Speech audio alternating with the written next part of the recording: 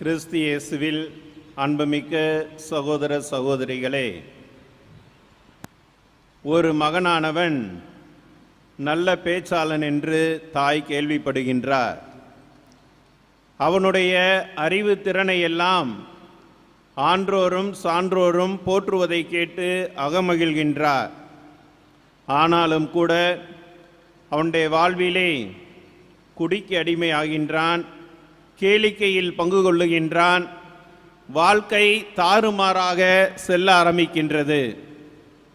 கேள்விப்பட்டு மிகவும் வருத்தப்படுகின்றார்.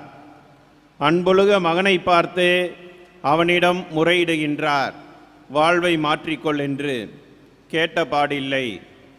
உன்னை நான் பெறாமல் இருந்தால் நலமாக இருக்கும் என்று சொல்லாமல் கண்ணீர் வடிக்கின்றார். நாட்கள் செல்லுகின்றன. தன் மகனிடம் கேட்டு இதற்கு பதில் இல்லை என்று ஆண்டவரிடம் சரணாகதி அடைகின்றார். ஆண்டவரே, நீர்தான் என் மகனை மனமாற்ற வேண்டும் என்று.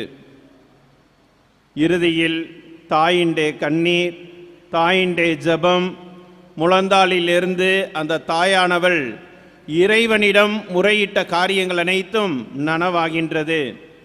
தன்னுடைய மகன் மனமாற்றம் பெற்று பின் நாட்களிலே திருச்சபைக்கு மிக பெரிய ஒரு புனிதரை